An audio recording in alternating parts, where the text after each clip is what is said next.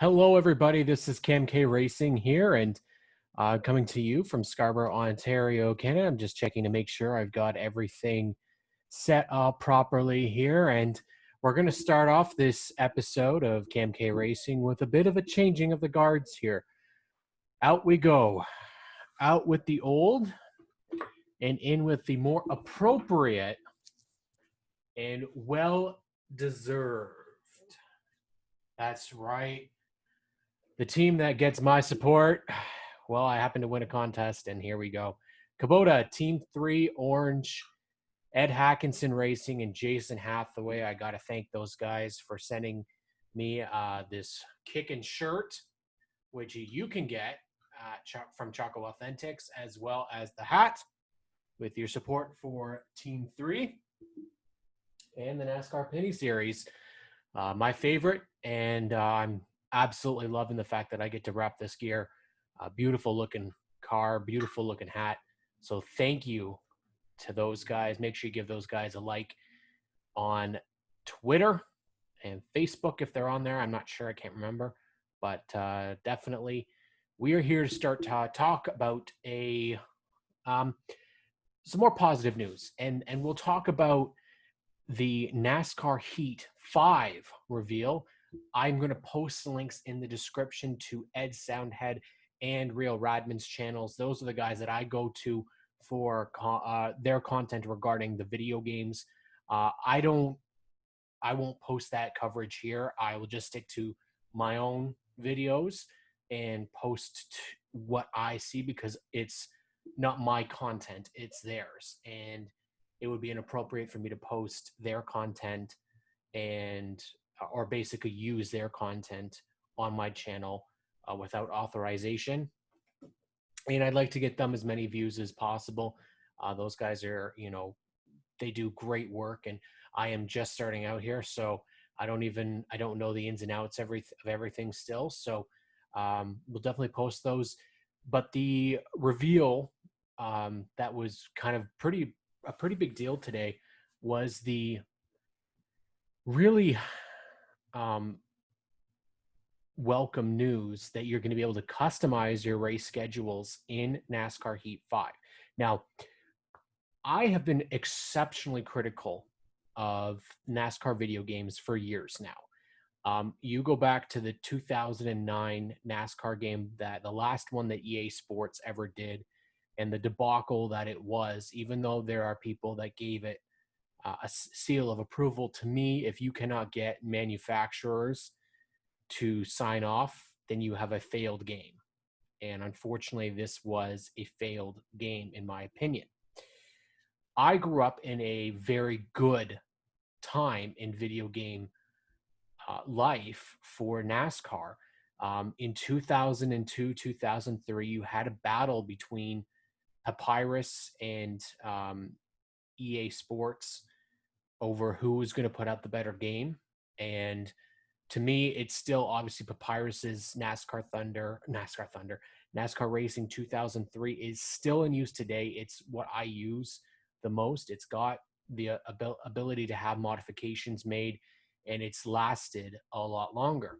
NASCAR Thunder 2003 was not bad by any means, but it had its limitations. Now, all these games that have come through over the past couple of years, we started obviously with, I think what a lot of us thought what was going to be a kind of a remodeling of NASCAR's gaming, and it was, completely the opposite when you got NASCAR. I believe it was 2011, the game, and then you had 12, 13, 14, 15 by Activision. And the trailer looked really good, but the actual product, to me, I know a lot of people, again, I am a novice gamer. So the first thing you have to remember is that I'm going at this from a strictly arcade point of view, not somebody that is in there for a simulation with driving characteristics, with setups and all that. I go for fun. But part of that is I need to have creativity when I'm able to play a game. For me, just doing the race season with the exact same AI and doing a career mode where nothing changes is unrealistic and it's not very fun. And that's part of the fun that I have with, say, other sports games, is that you have the option to be a GM. Say, for example, in NHL games, in NBA, you were able to hire coaches. I believe the MLB game was like that as well. Um, so you can actually modify everything about it. What I think NASCAR Heat is doing here is adding the appropriate moves to allow more customization for fans when they play the games. For me, this is a huge deal. I have always wanted to be able to get those tracks from the Truck Series and the Xfinity Series and use them on a Cup schedule. I think that the schedule is way overdue for a change. And so having this for the game is so important, because it's going to put a lot more creativity in the fans' hands. Now, there is a major lack still in terms of creativity. You don't have drivers that are joining. You don't have fantasy drivers. You don't have drivers moving up throughout the series. You still don't have a developmental series that exists in the game. That's part of the problem for me. Having the dirt series is okay, but it is not the solution here. What they need to look at, if they really want to make this a true NASCAR game, is putting in, and listen, this would be a generalization, but to me, you put ARCA in there because you have the option now to do that. You have an East and West that are currently under the ARCA banner. You didn't have that before. So ARCA wasn't owned, but now it is. You could put East, West, and the original series all together in one collective unit, and then you can actually build up your career coming in through ARCA. That's more what we see nowadays. You don't really see people come in straight from dirt into trucks. It's more or less this way. It goes through ARCA. You go through development program. Obviously, late models would be the start most people would look for. But I think this would be a great opportunity because ARCA does go on a lot of the tracks that the Cup Series and the Xfinity and trucks do. It's easy to put this in there because you have those tracks existing already. So you could make the season, even though ARCA could typically be around 17 to 18 races, you could make it the replacement of the Dirt Series and put it as an 8 or 10 race schedule that you build on. And then you have competitors with you that can then move up. This is the whole thing for me. What the NASCAR Thunder games gave you was a roster that changed in your career. That's realistic. Now, part of it is a little bit flawed because the cars, typically the sponsorships would not change. It would stay the same car, team, whatever. Obviously, that's a lot harder to change in a game like this, but what they could very well do is bring back fantasy drivers. I know maybe a lot of people would not be happy about that, but for me, if you are allowed customization for your schedule, if you are able to say, oh, this driver is retiring this year, this driver has been fired, or this driver's left, and then essentially what I'm thinking of is like the off-season mode for the NHL. And what you have is free agents. You have to assign them a new team, but you also have new people coming in. So what I was thinking of is if you have fantasy drivers from, say, this Dirt Series that you had before, move them in to replace drivers from ARCA as you move them up. So it could be automated as well, just like before, where it takes the older drivers and retires them automatically, and a new driver will go in from the Xfinity or the Truck Series and move in and take their spot, and other drivers will then fill in. This, for me, would be the biggest change, but it could be the most positive change. And I know a lot of people might be opposed to the fact of putting in fantasy drivers, but I don't personally see there ever being a spot where we're allowed to edit names like you could in our 2003 by Papyrus. You could change the driver name and move drivers around and have your own silly season of sorts. The one thing that you see in all of these games for other sports is their off season. You have a chance to do something. That would be the same for this. You could go and say, hey, we're going to implement a change for the next season. We are going to it would be kind of like a Phelps mode, or something along those lines, where you are the CEO you're making changes. So you're going to drop a track from the 2000, or you're going to add a track. You're going to add a race, drop a race. You're going to change the race length. I think these are all possibilities that they could continue this customization and make it even more exciting to be a race fan. I heard on Soundhead's channel about being able to customize the paint schemes and that they're going to be adding more options. That's what you want as well. DLC, but make it free. That's the biggest thing. There's not enough content in the game to keep me fully invested just on the racing itself. There needs to be incentives for fans to continue to go back. Now, obviously, the Thunder games had the Thunder plates. They had you earning your licenses and you would unlock things. I'm not saying to do that for this game. I don't think you put things behind a paywall. I don't think you put them as unlockable because a lot of people, again, it's, you can add those challenges for additional features, but I don't think that in this day and age, people want loot boxes. They don't want any of that crap. So for me, the biggest thing that they can go aside from the paid booth, which we'll get to, is customization of the actual driver rosters for all the divisions, and then adding that ARCA series is going to be absolutely crucial. I think 2021 is the time to do it because ARCA would have been under the NASCAR banner for many years, but you also have very key staples that are bringing drivers into the series. All three of them. You have Bill McAnally's team, you have Bob Brucotti's team, and then you also have Venturini Motorsports. DGR Crosley is another one, that fourth team.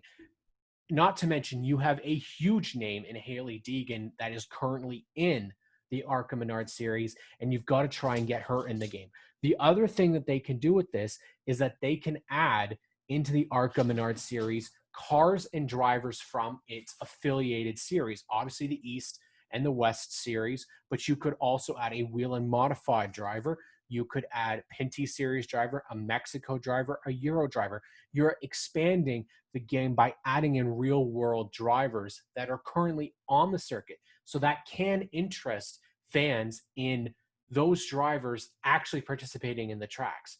They did this a couple of times when they had the NASCAR Next drivers in there. I think that's a great option as well. But they have to continue to build and have options. So if Ryan Newman, say, is going to retire, and I don't want to wait until next year's game, I'm going to have him in my career mode. He's going to retire, and you have a choice of 10 drivers to pick from. One's from trucks, two are from Xfinity, one is a current Cup Series driver whose contract is up, and you have to pick the driver that goes in there.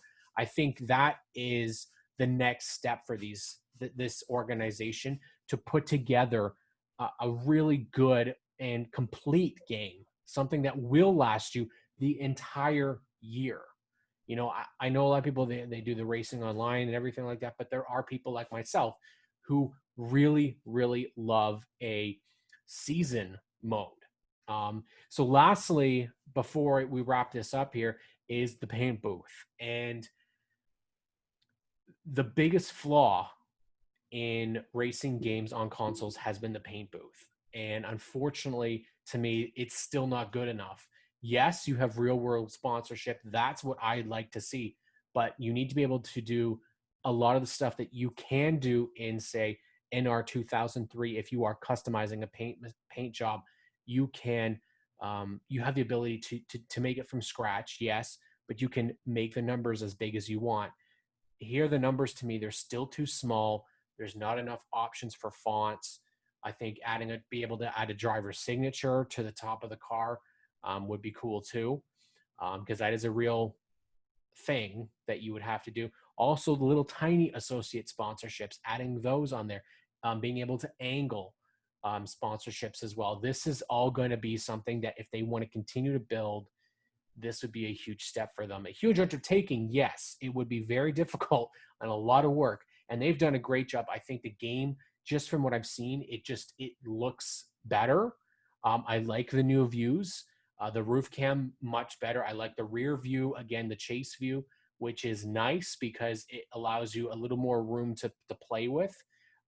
And again, it's building off of last year's game. I don't think it's going backwards.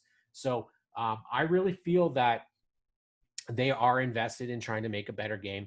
I think to a point, they need to look back at those NASCAR Thunder games and get a really solid soundtrack in there, get some driver photos in there, or some driver renders in there. I think it's one of my problems with F1 as well is the victory lane celebrations are generic. I think they could do much better in terms of mocap, because it is so big nowadays in games. If you take a look at, say, the differences between how um, The Last of Us, for example, or Uncharted, how well those games hold up in terms of how the physics are, you wouldn't need a ton of driver modeling for mocap. You would essentially just need a victory lane, couple different victory lane celebrations, and then maybe do some rivalry cutscenes like we've seen in the past. So it's continuing to build, and I like it. NASCAR Heat 5, it's going to give people something to do during quarantine. I really do need to say, I'm with you. I know the United States, you are going through a major wave of COVID-19 cases. So I wish the best for all of you guys and keep safe. Please wear a mask. Please social distance. The only way we're going to be able to go back to the racetracks and keep NASCAR going is if the cases are down. And, unfortunately, going out to the beaches, not wearing a mask is going to continue to make things worse. So please definitely take care of yourselves. We will talk to you after Pocono. And once again, please give me a like and subscribe if you can on CamK Racing. We want to thank you very much for watching this, and we'll talk to you this weekend.